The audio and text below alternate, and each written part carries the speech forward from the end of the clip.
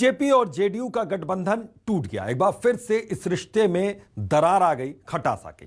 तो पार्टी बैठक में फैसला हुआ, नीतीश इस्तीफा देंगे और फिर तुरंत उसके बाद आरजेडी और कांग्रेस के साथ सरकार बनाने का दावा पेश करेंगे। ठीक इसी स्क्रिप्ट पर धड़ाधड़ एक्शन की शुरुआत हो गई और तय हो गया कि आज बिहार में बीजेपी के लिए दिन मंगल नहीं अमंगल हो गया है।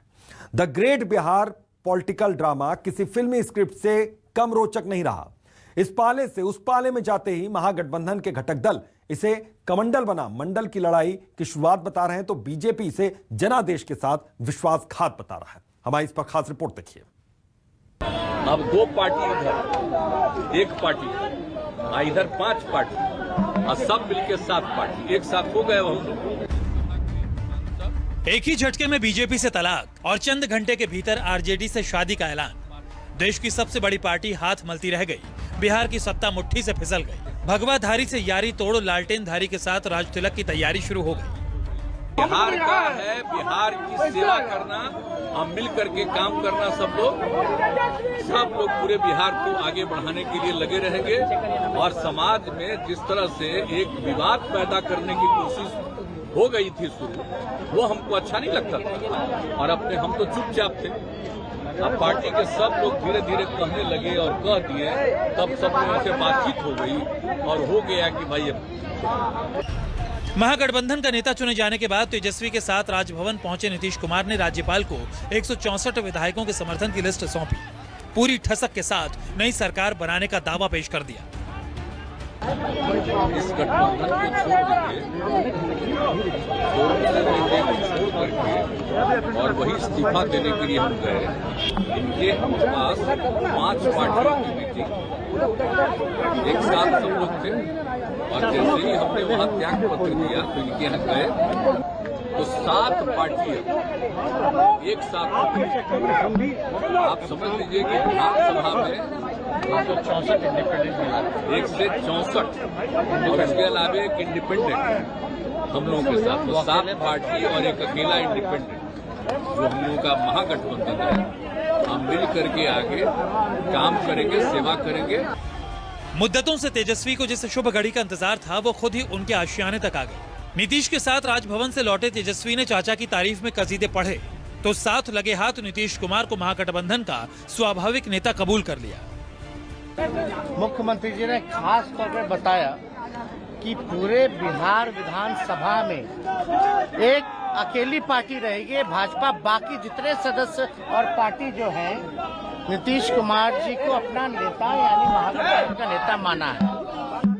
और सोचने वाली ये बात है कि पूरे नॉर्दर्न इंडिया में अगर आप देखें, हिंदी पट्टी में देखें तो भाजपा का अब कोई अलायंस पार्टनर नहीं रहा। एक भी अलायंस पार्टनर भाजपा का नहीं है। और ये तो इतिहास बताता है कि भाजपा जहां रहती है, जिसके साथ रहती है, उसको खत्म करने में लगी रहती है। कर्नाटक से एमपी और महाराष्ट्र तक जिस ऑपरेशन कमल ने चुनी हुई सरकार बदल दी, नीतीश कुमार ने रिवर्स ऑपरेशन कर कमल को ही मुरझा दिया। लालटेन की बढ़ती लौ से गदगद तेजस्वी ने महागठबंधन के नए प्रयोग को समाजवाद के नए दौर का आगाज बताया तो लगे हाथ ये मुनादी भी कर डाली कि 2024 की लड़ाई मंडल बनाम कमंडल होगी। कहते हैं इतिहास खुद को दोहराता है। 5 साल पहले भी पटना की सड़कों पर ऐसी ही सियासी हलचल थी। सीएम हाउस से राजभवन तक नीतीश कुमार की चहलकदमी हर किसी को चौंका रही थी।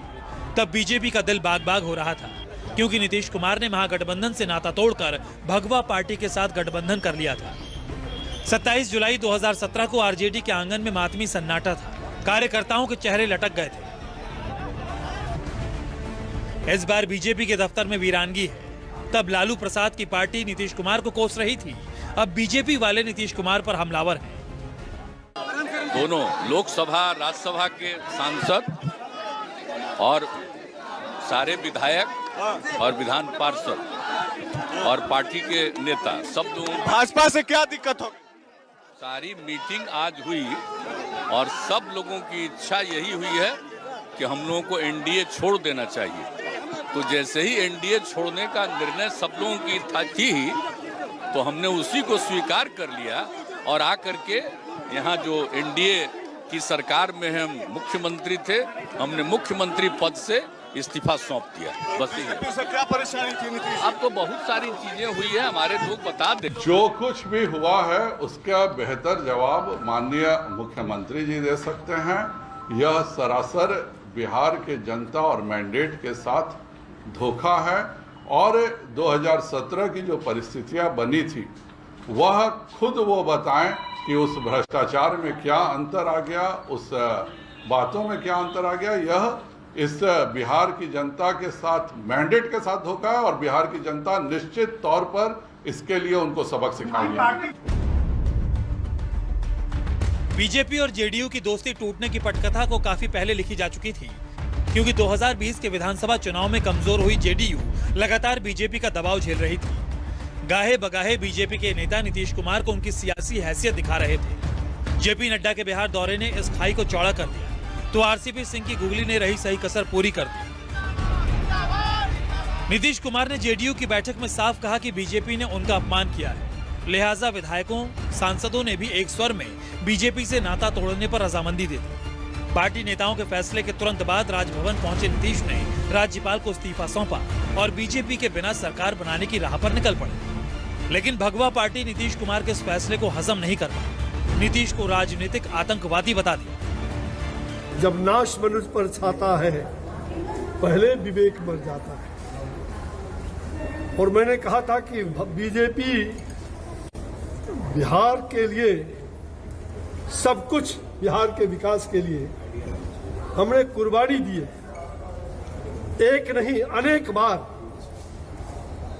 और जो लोग उन कुर्बानियों को भूल जाएंगे, जो डबल इंजन की सरकार चल रही थी है, जो उस विकास को पीछे धकेल के जंगल राज में फिर जाने का, फिर से बिहार को धकेलने का काम करेंगे, उसको बिहार की जनता सदा सर्वदा के लिए धकेल देगी। बिहार में हुए सियासी परिवर्तन ने पूरे देश के विपक्षी दलों को जोश से भर दिया है। कांग्रेस नेता जयराम रमेश ने इसे बीजेपी के पतन की शुरुआत बता डाला। उन्होंने ट्वीट किया, मार्च 2020 में मध्य प्रदेश में कमलनाथ सरकार को गिराने के लिए मोदी सरकार ने कोविड-19 लॉकडाउन को आगे बढ़ा दिया था। अब संसद सत्र निर्धारित समय से छोटा करना पड़ा, क्योंकि बिहार में उनकी गठबंधन सरकार जा रही है। उत्थान के बाद पतन तय होता है। 8वीं बार बिहार के मुख्यमंत्री बनने जा रहे नीतीश कुमार के साथ 2015 जैसी कैबिनेट होगी। तेजस्वी यादव का डिप्टी सीएम बनना तय है, तो कांग्रेस और मांझी की पार्टी से महागठबंधन का मजबूत होना भी तय है। राबड़ी आवाज की तस्वीरें बता रही हैं कि आरजेडी के दुख भरे दिन बीत गए हैं। अमिताभ ओझा के साथ सौरभ कुमार, पटना, न्यूज़ 24।